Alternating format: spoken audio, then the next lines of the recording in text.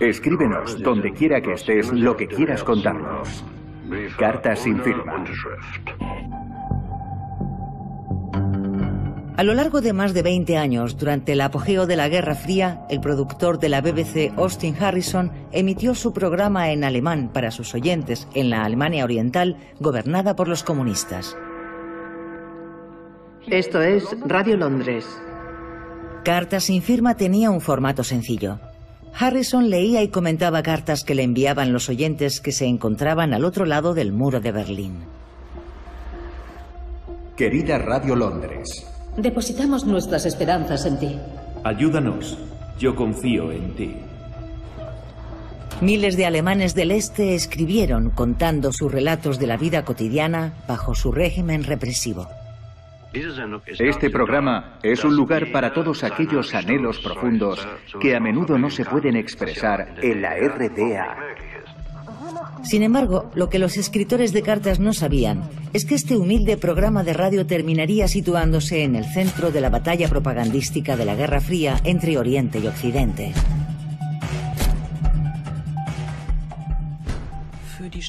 Yo creo que para la Stasi, Austin Harrison era el primer enemigo del Estado, así que tenían que fulminarlo. Utilizando documentos secretos del Ministerio de Exteriores británico e imágenes de vigilancia de la Policía Secreta de Alemania Oriental, este documental revela hasta qué extremo el jefe del Departamento 20 de la Stasi, el teniente coronel Paul Kimberg, desacreditó a Harrison y buscó y castigó a los autores de las cartas. Escucha, si crees que puedes socavar este Estado, no tienes ninguna opción. Cuando leyeron la sentencia que me condenaba a 2 años de cárcel, mi madre se desmayó.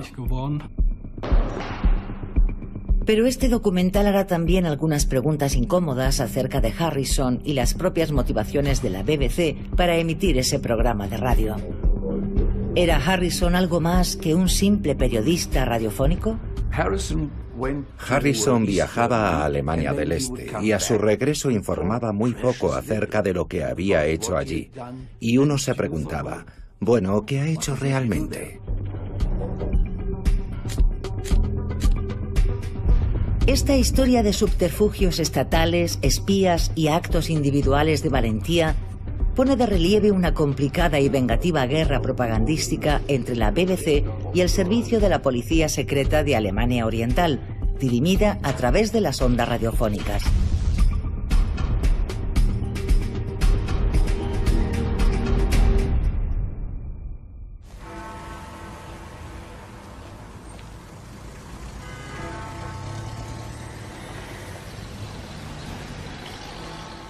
Los servicios externos de la BBC comenzaron a hablar al mundo en 1938. This is London calling. Говорит London, América Central y México. سيداتي وسادتي السلام عليكم ورحمة الله. Mientras el servicio nacional se financiaba a través de la tarifa de licencia, los servicios externos se financiaban a través del Ministerio de Relaciones Exteriores británico. El servicio alemán adquirió relevancia durante la Segunda Guerra Mundial. La historia del servicio alemán de la BBC ha sido investigada de forma intensiva por la historiadora Emily Oliver. En el periodo inmediato de posguerra, en la segunda mitad de los años 40, en la BBC se dan cuenta de que están recibiendo cada vez más cartas de la zona oriental de Alemania, la zona ocupada por los soviéticos.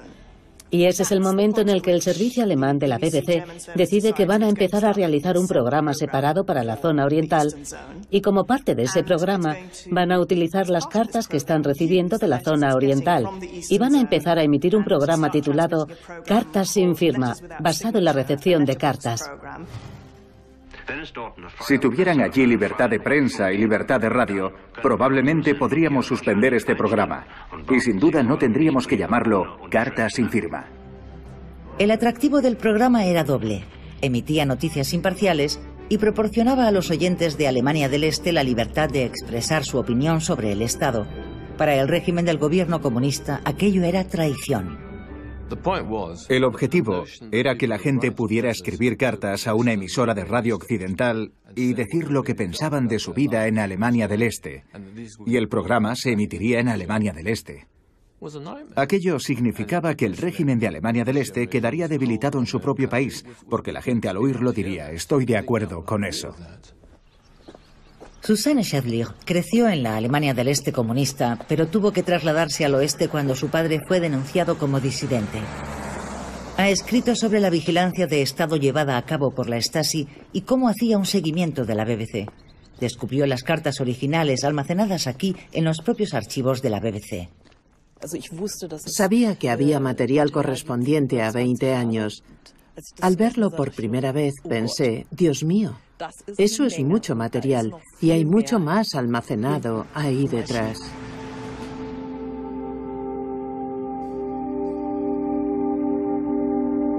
Decenas de miles de cartas están almacenadas aquí, escritas entre los años 50 y los años 70.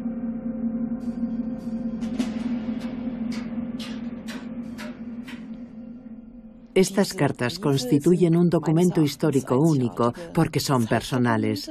La gente escribía de forma anónima, por supuesto, y escribía acerca de su vida, sus deseos, esperanzas, desesperación, todo, incluso acerca de medidas represivas sobre sus miedos. Cuando se levantó el muro de Berlín y se echó el telón de acero en agosto de 1961, los oyentes del programa quedaron totalmente incomunicados con el oeste. Se produce también un cambio de tono muy perceptible en las cartas. Se convierten en apasionadamente políticas, mucho más políticas que en los años intermedios. Los oyentes se involucran, exigen cosas, apelan a los políticos occidentales, a Kennedy, por ejemplo, sálvanos. Depositamos nuestras esperanzas en ti. Ayúdanos. No esperes demasiado.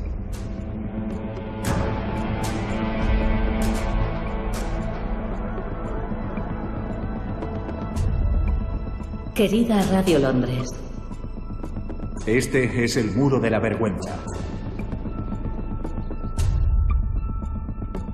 Contraseña. Adolescente en Alemania del Este. Sigo siendo una niña, pero entiendo lo que está sucediendo en la RDA. En el colegio nos enseñan a odiar a los países capitalistas. Tengo 13 años y estoy en 8º grado. ¿Seguro que podrás responder a mis preguntas pronto? Por favor, hazlo. Confío en ti.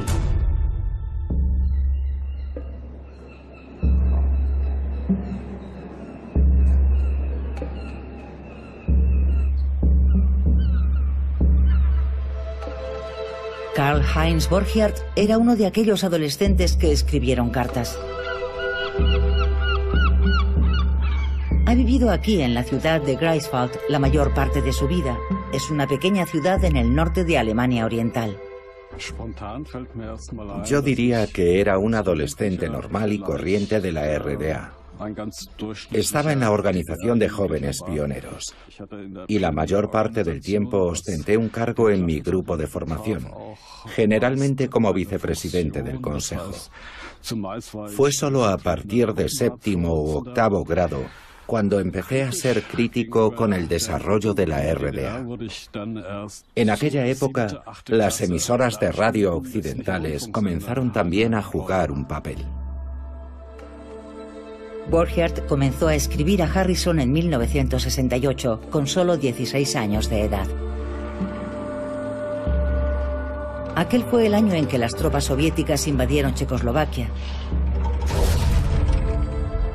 e inmediatamente detuvieron las reformas democráticas del gobierno socialista de Praga. Aquello condujo a expresiones de indignación de gente en Alemania del Este como Karl-Heinz Borchardt. Queridos empleados del Servicio Alemán de Radio Londres, me gusta mucho vuestro programa, porque muestra las opiniones de ciudadanos que no están representados en nuestra prensa. Tengo 16 años y me gustaría escribiros acerca de las reacciones entre la gente joven a los incidentes de Praga. No creo que Occidente se opusiera a aquella intervención con la fuerza suficiente. ¿Debe un país que ha luchado tan duro por un poco de libertad caminar perpetuamente por el sendero trillado de la dominación de Moscú? Saludos cordiales de un estudiante escritor de cartas. Otro escritor de cartas a la BBC fue Rolf Joachim Erla. Actualmente clérigo jubilado, creció bajo el régimen comunista en Alemania del Este. Ha sido pacifista toda su vida y fue un mordaz defensor de la democracia y las ideas occidentales. Aquello lo convirtió en un marginado, en desacuerdo con el Estado comunista. Erla tuvo una infancia inusual. Él y su madre vivían a un lado del muro y su padre, un soldado estadounidense, al otro. La única forma de que la familia pudiera reunirse era cuando su padre hacía viajes secretos al este. Era muy peligroso. Por supuesto, una razón era que los americanos no permitían a mi padre bajo ningún concepto viajar a la zona ocupada por la Unión Soviética. E igualmente, era peligroso para él aparecer en la zona de ocupación soviética en Dresden vestido como soldado estadounidense, así que tenía que ir vestido con ropa civil. Pero en uno de aquellos viajes el desastre golpeó a la familia. Entonces alguien se dio cuenta. Un momento, ese hombre es americano, está hablando inglés. E informaron acerca de él. Y el resultado fue que mi madre tuvo que huir de inmediato y dejarme con mis abuelos, donde estaba seguro y a salvo. Erla creció con sus abuelos en el este y desde sus primeros días en el colegio tuvo muy claro su estatus de marginado. El profesor solía llamarme a su mesa. Rolf, ven aquí delante. Y me exponía delante de toda la clase. A ver, mirad a Rolf. Su madre ha traicionado a nuestra república. Su padre es un enemigo del Estado. Sus abuelos y bisabuelos son todos capitalistas. Muy bien, Rolf. Ahora vuelve a tu pupitre y mejora. Siempre fui un marginado de niño.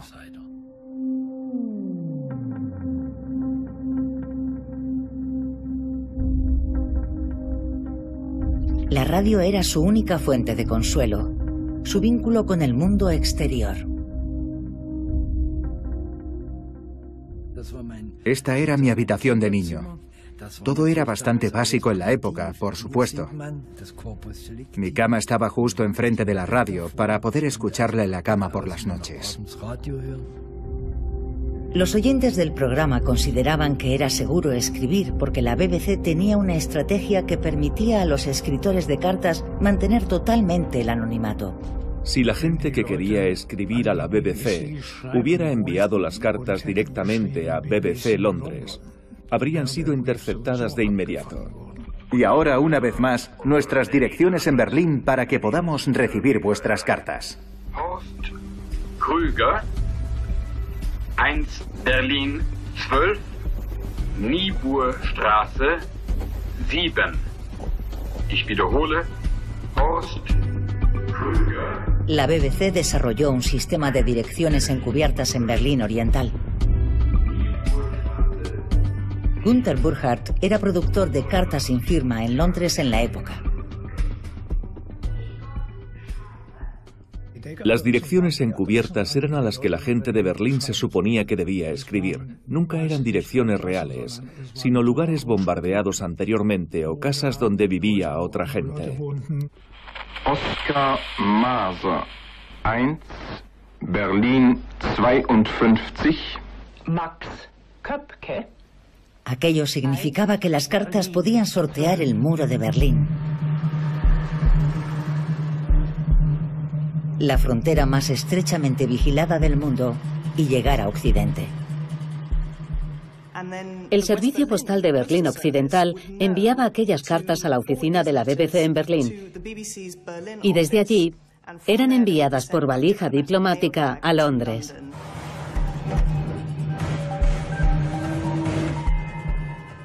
y en Londres se guardaban en una caja fuerte durante la noche, de modo que aquellas tenían el acceso muy restringido, debido al riesgo que corrían los alemanes del Este que escribían a la BBC. Confirmamos la recepción de las siguientes cartas. Notruf 2. Goldene Hochzeit. Eine treue alte Hörerin. A cada carta se le asignaba una contraseña. La gente escogía el código o se lo proporcionábamos nosotros, preferentemente relacionado con el contenido de la carta, para que cuando estuvieran escuchando, los escritores de las cartas lo supieran.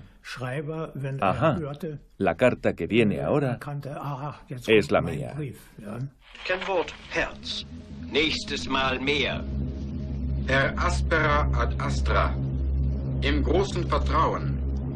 Freiheit den Polen und Tschechen. Eine wehrlose Frau. 100 Rentenmark. Una vez, nunca lo olvidaré, escuché que leían una carta mía y llamé a mi abuela, que estaba allí al lado, y se quedó horrorizada cuando la escuchó. Por supuesto, se asustó y empezó a regañarme. ¿Cómo puede ser tan imprudente y escribir a esa emisora? Podríamos acabar todos en la cárcel por ello.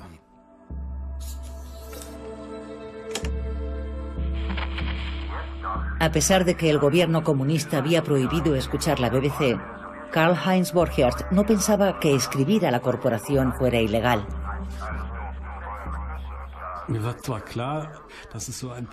Yo sabía que había una especie de ley contra la agitación subversiva, pero no podía imaginar que la Stasi movilizaría todos sus recursos para identificar a los escritores de aquellas cartas.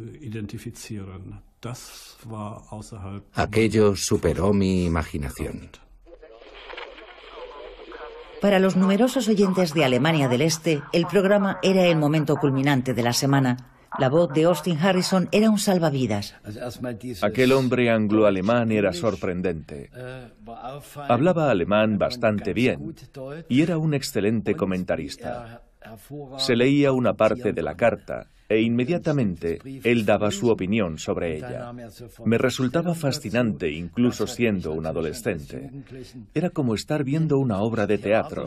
Quería escuchar aquello todo el tiempo. Contraseña Pasión escribe: realmente el socialismo ruso tiene muy poco que ver con la democracia, porque es la dictadura del proletariado y una dictadura absoluta. Porque vivimos esclavizados. No podemos viajar, tener nuestra propia opinión, ni leer los libros que queremos leer. Estamos privados de autonomía, no hay duda acerca de ello. Tienes razón al decir que el socialismo soviético tiene muy poco que ver con la democracia. Pero no estoy de acuerdo en que constituye la dictadura del proletariado. El proletariado tiene que hacer lo que le dictan. El productor de la BBC y presentador del programa, Austin Harrison, era casi una figura mítica para su audiencia y para su equipo. Se convierte en el representante en Berlín del servicio alemán de la BBC en 1950 y permanece en Berlín hasta 1955 para regresar entonces a Londres y dirigir Cartas sin firma, permaneciendo en ese programa durante 20 años. Pero sabemos muy poco acerca de Austin Harrison. Parece haber estado rodeado de cierto misterio, incluso para la gente que trabajaba con él.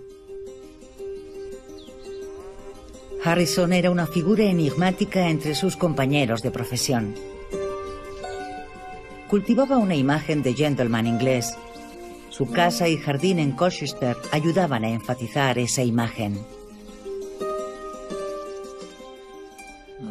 Era una casa antigua preciosa, con un gran jardín, donde cultivaba rosas.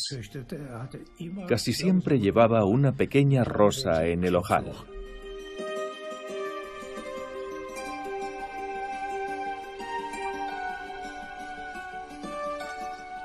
Harrison tenía también una faceta muy inusual y comercialmente exitosa. Era propietario y administrador de un gran cementerio.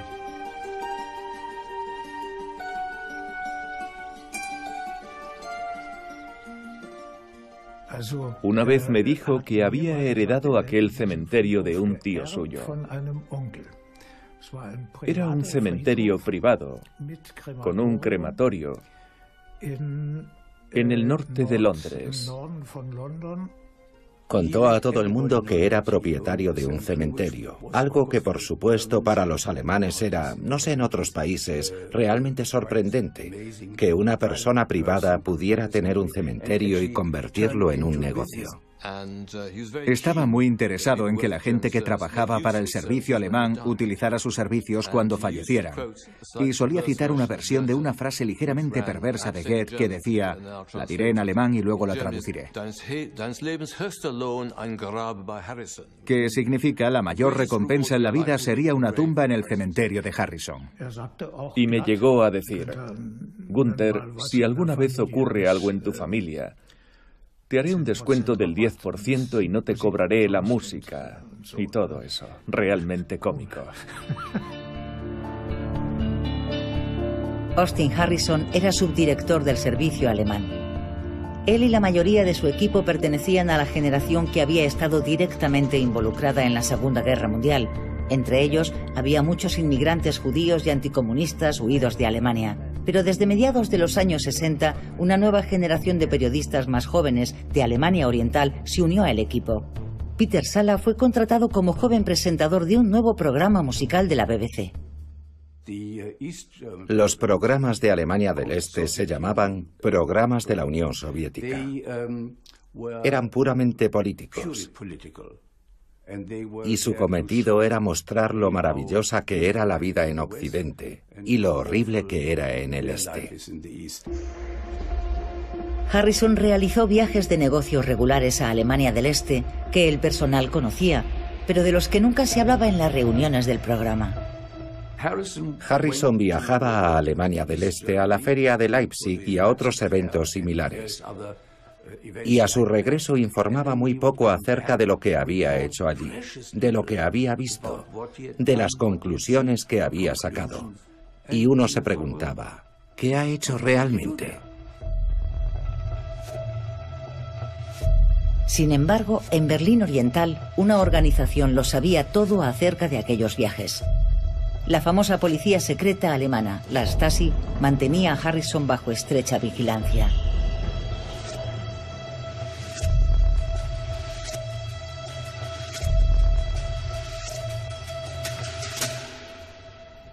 Susanne Sedlich ha encontrado informes que revelan muchas cosas acerca de la guerra de la Stasi contra la BBC. En una operación llamada Zobra, Austin Harrison es nombrado como una figura clave.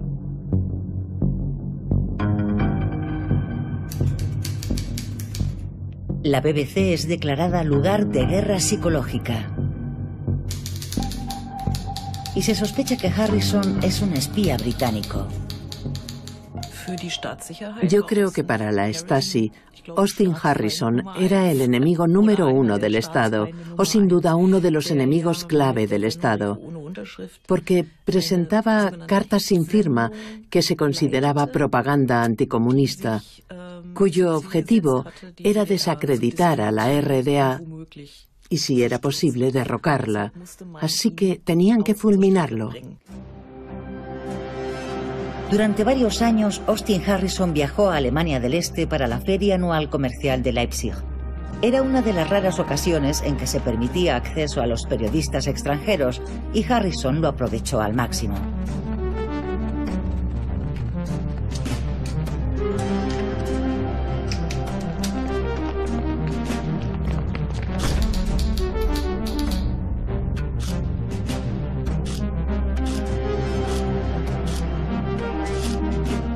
Pero los informes de la Stasi muestran que lo tenían bajo vigilancia las 24 horas.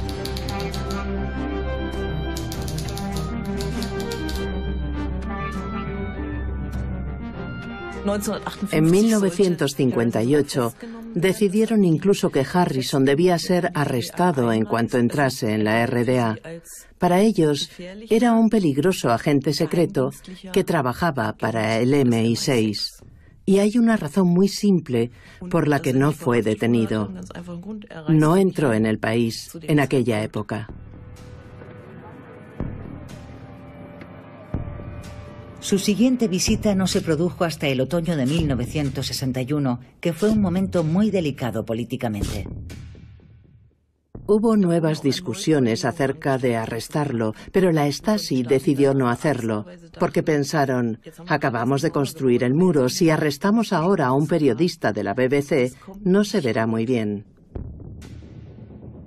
Así que la Stasi se ciñó al plan de mantener a Harrison bajo observación, registrando incluso su habitación en el hotel donde se alojaba mientras se encontraba ausente. El informe final de la Stasi parece casi marcado por la decepción. No hay compartimentos secretos en la maleta, solo ropa desordenada. A Harrison le gustaba beber alcohol y luego regresaba a casa, pero de forma totalmente segura. Parecen gustarle las mujeres, pero no se ha podido detectar ninguna relación en Leipzig. La Stasi no logró encontrar nada que comprometiera a Harrison. Él era consciente de su superioridad. Pensaba, soy mucho mejor que vosotros. Represento a una sociedad mucho mejor que la que representáis vosotros. Creo que fue esa faceta la que lo convirtió en una figura odiada que la Stasi construyó. Soy Austin Harrison. Soy económicamente independiente. Vengo de un país que tiene una reina, y esto y aquello. Era una persona que no tenía miedo a correr riesgos y quería saber lo que la gente sentía, lo que ocurría en su interior. Después de todo, él mismo escribía todas las respuestas a las cartas y solo habría podido hacerlo con credibilidad si hubiera estado allí y hablado con la gente. Y ahora Austin Harrison va a comentar las cartas sin firma. Escuchar tus recientes emisiones casi puede ponerle a uno enfermo. ¿Qué esperas conseguir transmitiendo esos estúpidos discursos de unos cuantos chiflados? Nadie me da instrucciones para contestar a las cartas. Yo solo doy mi opinión personal. No sé por qué la gente sigue buscando un gran secreto detrás de este programa.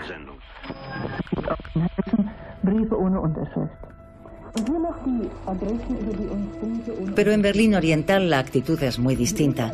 Todos los programas de Harrison eran estrechamente vigilados y grabados por la Stasi. Esa es la única razón por la que han sobrevivido distintas grabaciones, ya que la BBC destruyó todas las cintas del programa. La otra prioridad de la Stasi era localizar a los escritores de las cartas de Alemania del Este. El punto de partida era ubicar todas las direcciones encubiertas emitidas por el programa. Norbert Feldmann, 1 Berlin 31, Kalischer Straße 5. La Stasi escuchaba aquellos mensajes, pero era complicado contactar con todas las oficinas de correos de Alemania del Este y preguntar, ¿tienen alguna carta enviada a esta dirección? Y recogerlas. Era un trabajo ímprobo. La vigilancia postal evolucionó en el transcurso de los años, hasta que llegó un momento en que un departamento entero de la Stasi era responsable de hacer un seguimiento del programa Cartas sin firma. El hombre que dirigió las investigaciones contra la BBC fue el teniente coronel Paul Kimber. Su oficina, el Departamento 20, tomó nota de todas las direcciones encubiertas transmitidas por la BBC. Luego enviaron las direcciones a las principales oficinas postales de la RDA. Entonces, cada una de las oficinas principales de correos de Alemania Oriental tenía su propia oficina secreta de la Stasi, donde se verificaban todas las cartas enviadas a las direcciones de la BBC.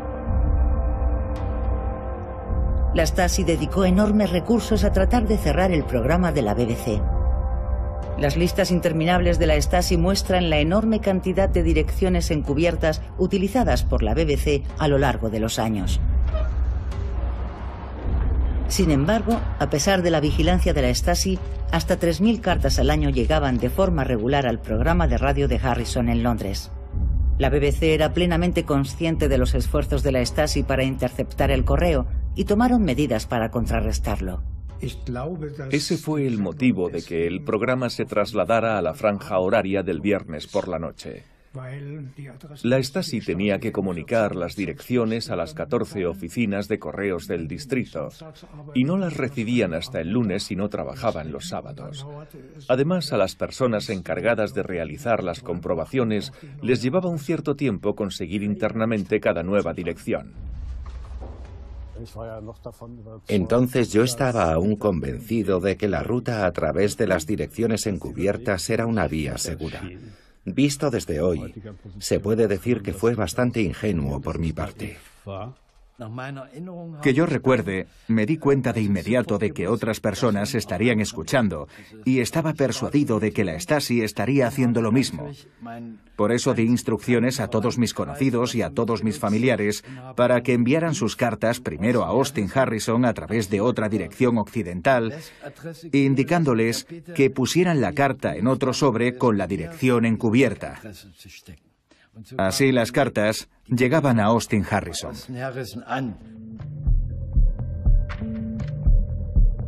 Sin embargo, la Stasi desarrolló máquinas y métodos cada vez más sofisticados para interceptar las cartas sospechosas sin dejar el menor rastro. En un momento dado, introdujeron comparaciones de escritura. Analizaban la tinta de diferentes bolígrafos y tomaban muestras de saliva del pegamento de los sobres que posteriormente comparaban con muestras de sangre de las personas a las que tenían en su punto de mira.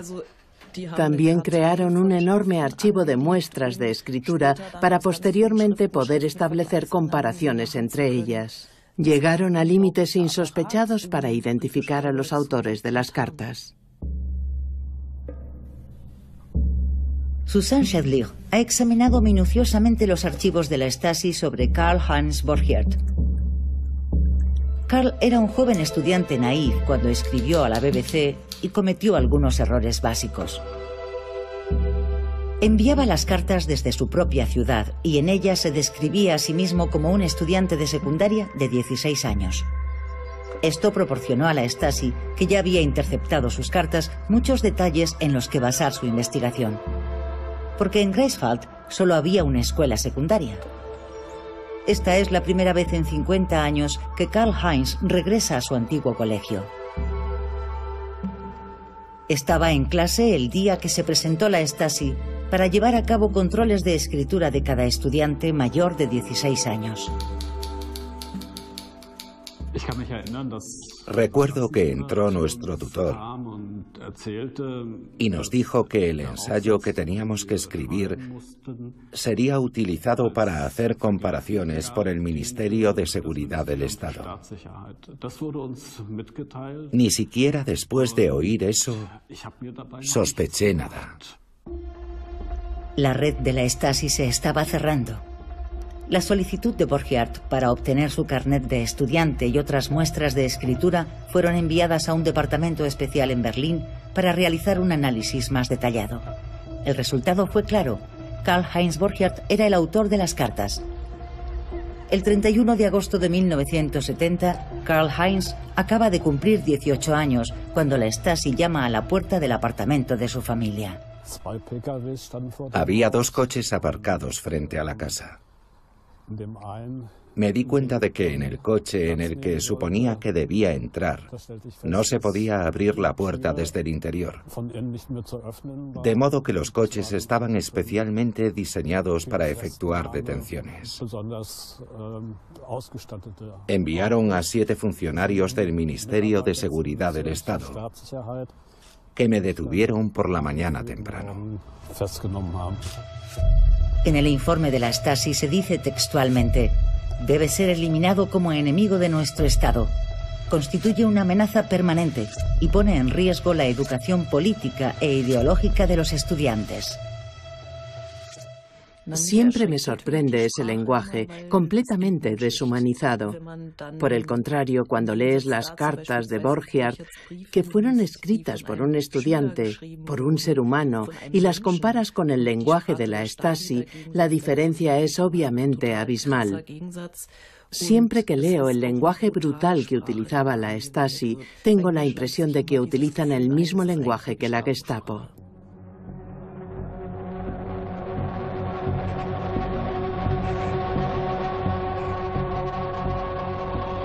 Después de 7 meses en prisión preventiva, el tribunal alcanzó un veredicto.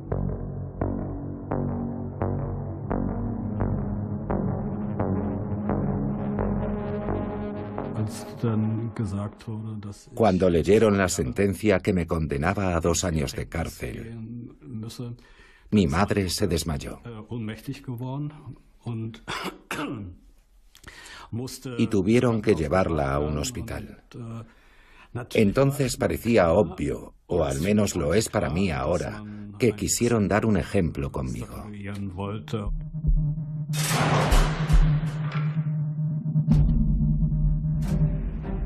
En Londres, Austin Harrison y su equipo ignoraban por completo que la Stasi había arrestado al escritor de 16 años.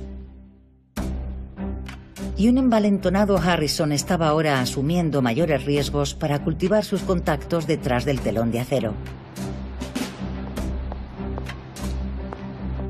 Bill Treherne Jones era el recién nombrado corresponsal de radio de la BBC en Berlín Occidental en 1970. Ese papel le otorgaba privilegios especiales. El representante de la BBC para el servicio alemán en Berlín Oeste tenía estatus militar, de modo que yo tenía una tarjeta de identificación militar y podía cruzar a Berlín Este en cualquier momento. Iba en coche hasta el Checkpoint Charlie y los guardias fronterizos de Alemania Oriental identificaban mi matrícula. No tenían permiso para abrir la puerta del coche ni para pedirme que bajara la ventanilla. Mostraba mi tarjeta de identificación y me dejaban pasar.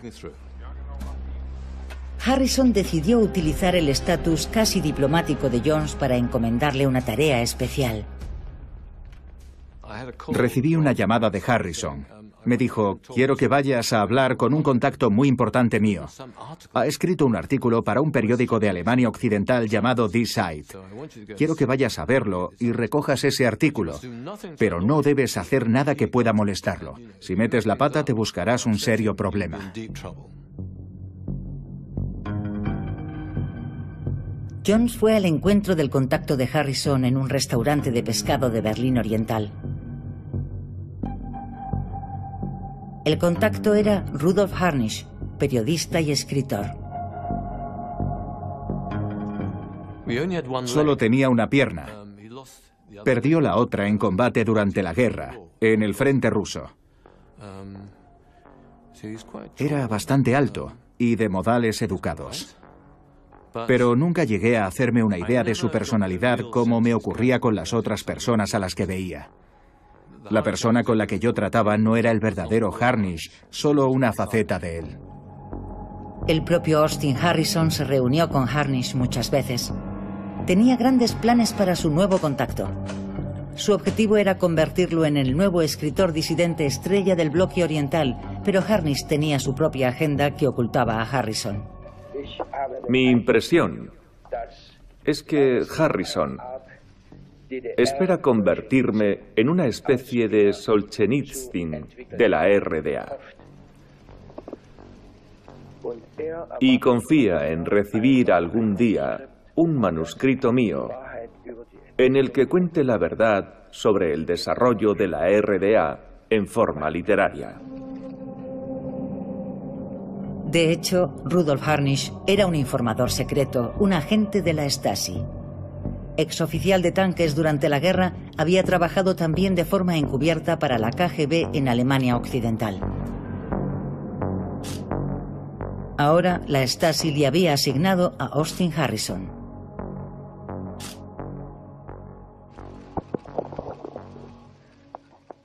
¿Asunto? Harrison.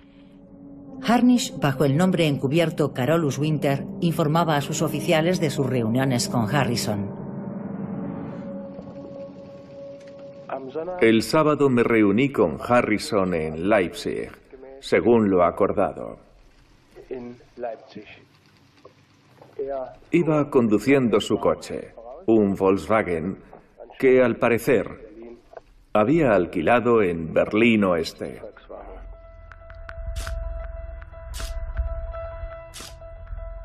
La Stasi vigiló a Harrison a través de Harnisch durante 6 años.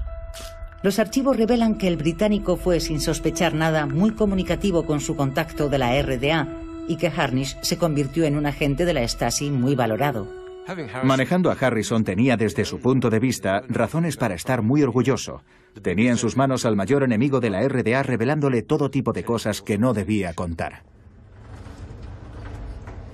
Entonces, ¿por qué la Stasi vio a Harrison y a la BBC como una amenaza? Tal vez la respuesta se encuentre aquí, en Whitehall, sede del Ministerio de Exteriores y del MI6 y único financiador del Servicio Mundial de la BBC.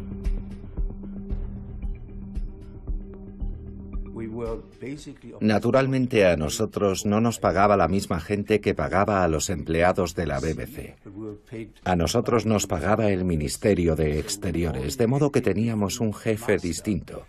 En cierto modo éramos una especie de funcionarios civiles, algo extraño a lo que nos costaba un poco acostumbrarnos, puesto que trabajábamos para la BBC, una emisora muy independiente, pero al mismo tiempo teníamos un jefe muy importante, sentado en algún lugar de Whitehall.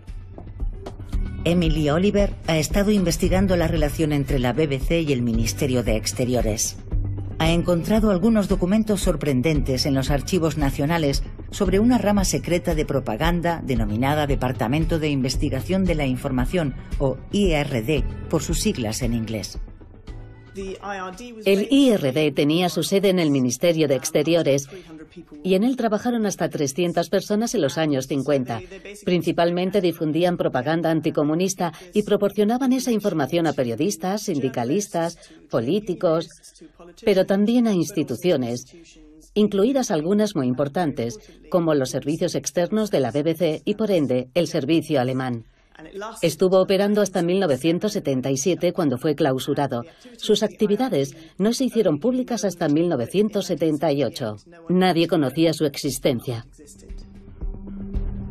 El IRD tenía especial sintonía con el servicio alemán de la BBC, dirigido por Richard O'Rourke y Austin Harrison, ambos exmilitares. Los documentos muestran los frecuentes intercambios entre los especialistas en propaganda del Ministerio de Exteriores y los principales periodistas de la BBC. Harrison no informó en ningún momento a su programa de la BBC de sus frecuentes viajes a Alemania Oriental a lo largo de los años. Sin embargo, entregó informes detallados sobre dichos viajes al IRD. Harrison también envió estos informes al gobierno de Alemania Occidental. Documentos hallados en un archivo estatal de Berlín revelan hasta qué punto fue bien recibida esta información confidencial. Nunca había oído hablar de ello, pero no me sorprende. Encaja perfectamente con la idea que yo tenía de que detrás había algo más de lo que me mostraban.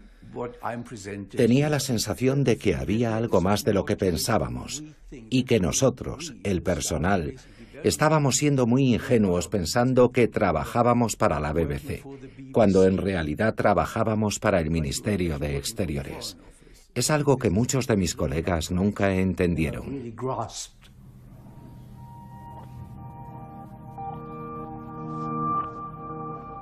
Pero los informes más controvertidos que la BBC envió al IRD se refieren a las cartas que los ingenuos escritores de cartas de Alemania Oriental enviaban al programa de Harrison. Documentos de los archivos nacionales demuestran que los jefes del servicio alemán proporcionaron al IRD informes y cartas seleccionadas de la correspondencia de Alemania Oriental. Este material se compartió en secreto con el gobierno de Alemania Occidental. Cada 2 semanas, informes del Departamento de Investigación sobre Oyentes, conteniendo extractos de cartas, se enviaban al Departamento de Investigación de la Información del Ministerio de Exteriores. Las cartas de Alemania Oriental y los informes de investigación sobre los oyentes, aunque a veces contuvieran información anecdótica, proporcionaban a los ministerios de Exteriores británico y de Alemania Occidental datos a los que no hubieran tenido acceso de otra manera. No sabemos qué uso le dieron, pero eran muy valiosos para ellos. Cartas sin firma se convirtió en un producto comercial vital en la batalla propagandística durante la Guerra Fría. Los oyentes, sin embargo, ignoraban todo esto. De haberlo sabido, la mayoría de la gente habría dejado de escribir a la BBC. y daba credibilidad al argumento de la Stasi de que esas personas estaban perjudicando al Estado al mantener correspondencia con agencias de gobiernos occidentales y proporcionando material a funcionarios anticomunistas. Mientras Harrison compartía el contenido de las cartas tanto con el Ministerio de Exteriores británico como con el Ministerio de Asuntos Exteriores de Alemania Occidental, Karl-Heinz Borchardt cumplía su condena en la desolada prisión de Dessau para delincuentes juveniles. Para Borchardt, el joven estudiante forzado a abandonar a su familia y su hogar fue una experiencia traumática que le cambió la vida.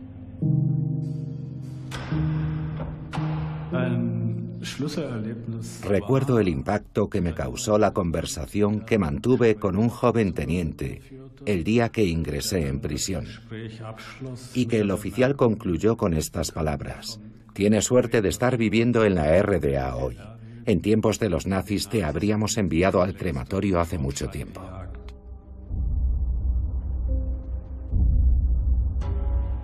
En la prisión juvenil de Dessau, los castigos colectivos y las amenazas eran acontecimientos cotidianos. Los jóvenes eran estrechamente vigilados, incluso cuando salían a jugar al patio. Una vez, la pelota aterrizó en el césped que había justo a los pies del muro de la prisión. Un chico corrió tras la pelota y desde la torre de vigilancia abrieron fuego de inmediato contra él. Efectuaron varios disparos con una ametralladora. Solo se me ocurre pensar que era un buen tirador y que falló deliberadamente. Pero después de aquello, nunca volvimos a jugar al fútbol. No hay cifras oficiales sobre cuántos escritores de cartas fueron detenidos o condenados por escribir a la BBC. Sin embargo, un informe interno de la Stasi de 1973 revela que solo en ese año se iniciaron hasta 15 investigaciones sobre las llamadas acciones subversivas contra el Estado, o lo que es lo mismo, escribir cartas a la BBC. Rolf Erla también está haciendo un viaje hacia su pasado. Por fortuna para él, sus cartas a la BBC nunca fueron interceptadas. Pero como estudiante se enfrentó a otra amenaza, el reclutamiento en el ejército. Como cristiano pacifista era algo inconcebible para él, pero negarse significaba arriesgarse a una sentencia de prisión. En 1973 pensó que su única alternativa era huir del país y se reunió con un traficante de personas de Alemania Occidental. El conductor me dijo: en cuanto lleguemos al puente que cruza el Elba, me detendré un momento. Entonces tienes que meterte rápidamente en el maletero para no llamar la atención. Luego continuamos el viaje, conmigo dentro del maletero.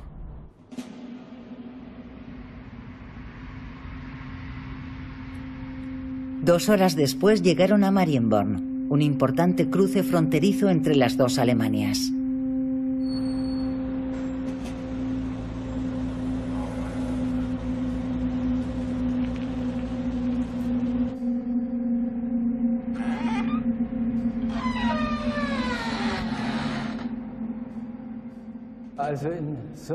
Estando aún dentro del maletero, llegamos a un garaje como este.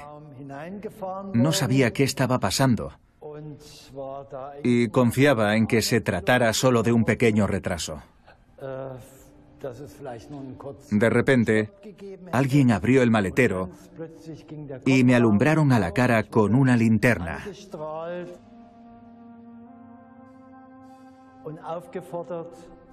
Me ordenaron salir del maletero y alguien dijo: si sales corriendo, te meteremos un balazo en el pecho. Rolf fue sometido a horas de interrogatorio.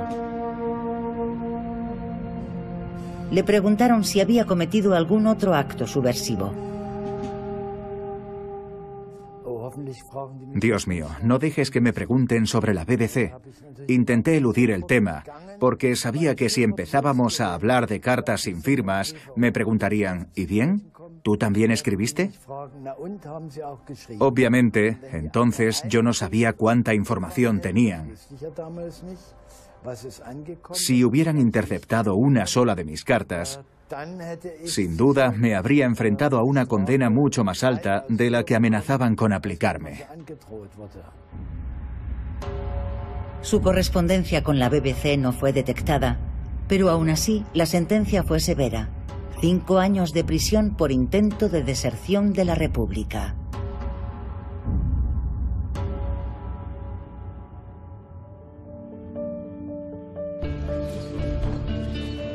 Mientras Rolf Erla cumplía su condena, la situación política cambió. A partir de 1972, la relación entre las dos Alemanias se relajó y ambos países firmaron tratados que facilitaban a los alemanes occidentales visitar a sus familiares en el este. Aquello fue un reconocimiento de facto de la RDA que consolidó la división de Alemania, algo contra lo que muchos escritores de cartas habían luchado. Y Gran Bretaña envió a su primer embajador a la RDA. Obviamente consideraron que no era oportuno continuar produciendo un programa de radio que era una espina constante en el costado de la RDA. A pesar de la distensión en las relaciones entre Alemania Oriental y Occidental, la Stasi mantuvo la presión sobre los escritores de cartas. Para entonces apenas llegaban cartas de oyentes desde Alemania Oriental. El jefe del servicio alemán de la BBC informa al Ministerio de Exteriores que el sistema de vigilancia postal de la Stasi simplemente se ha vuelto demasiado eficiente. En 1974, después de casi 25 años, Cartas sin firma se cancela sin previo aviso, para decepción de sus oyentes en Alemania Oriental. Las pocas cartas que consiguieron llegar muestran que los oyentes de Alemania Oriental se negaban a creer que aquello significaba el final del programa. He perdido cualquier deseo de escuchar la radio. Hoy en día la enciendes los viernes solo para volver a apagarla. Hablo en nombre de muchos oyentes que extrañan este programa. Rogamos al señor Harrison que presente Cartas sin firma nuevamente con sus útiles respuestas. Es la única forma en la que desde aquí podemos expresar nuestros sentimientos sobre las injusticias de nuestro país. Rolf Erla y Karl-Heinz Borchardt, fieles oyentes y escritores de cartas, se reúnen por primera vez en la prisión que desempeñó un papel crucial en sus vidas. Los prisioneros políticos fueron trasladados desde esta prisión de Alemania Oriental a Alemania Occidental, rescatados por el gobierno de Alemania Occidental, que pagó un rescate de al menos 20.000 libras esterlinas por cada preso.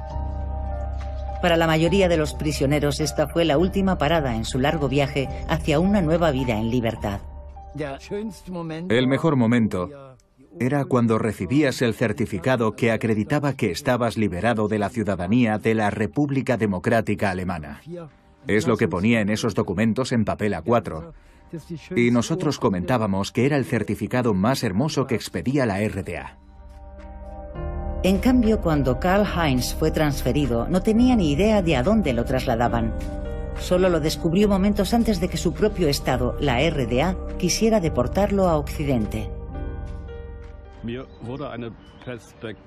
Tenía muy claro que me estaban dando una oportunidad por la que otras personas habrían arriesgado la vida. Fui consciente en ese momento. Karl-Heinz se negó a ir a la zona occidental. Se declaró en huelga de hambre y buscó ayuda en otra parte. Estimado abogado, he crecido en Greifswald. Mis padres, mi abuela, mi hermana y todos mis amigos están allí. Esta propuesta de deportación va claramente en contra de mis propios deseos. Por lo tanto, le ruego que haga todo lo que esté en su mano para evitarlo.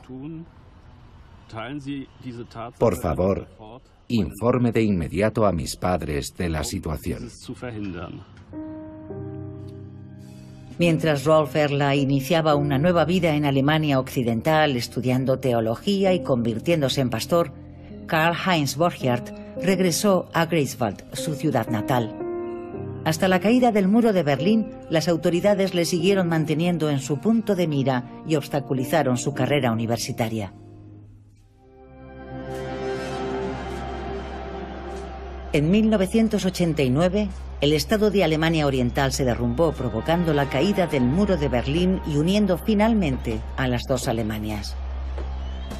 El servicio alemán de la BBC se volvió completamente innecesario y dejó de transmitir 10 años después.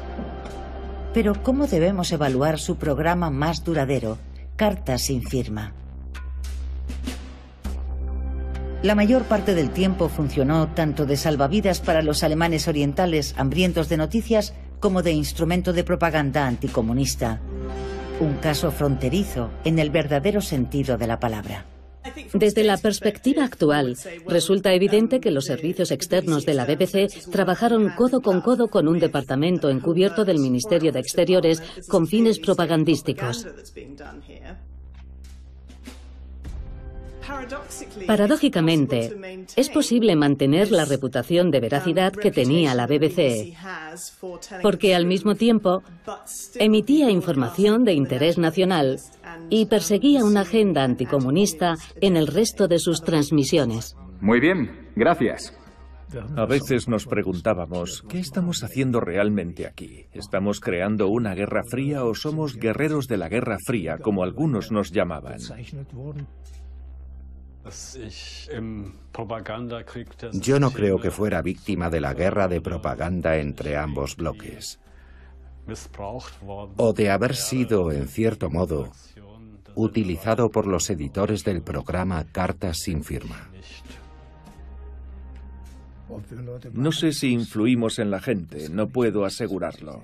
Ciertamente esa era nuestra intención, o al menos teníamos la voluntad y la esperanza de que estábamos haciendo algo bueno. ¿Y qué fue de Austin Harrison? En 1975 se retiró de la BBC y murió 6 años después, a la edad de 65 años. Sin embargo, aún después de muerto, Harrison sigue siendo un enigma, tanto como lo fue en vida. Su archivo de la BBC fue destruido y su cuerpo fue incinerado en un cementerio privado sin lápida. Lo único que queda del enemigo número 1 de Alemania Oriental son las cintas guardadas en las bóvedas de la antigua sede de la Stasi en Berlín. Escríbenos, donde quiera que estés, lo que quieras contarnos. Cartas sin firma.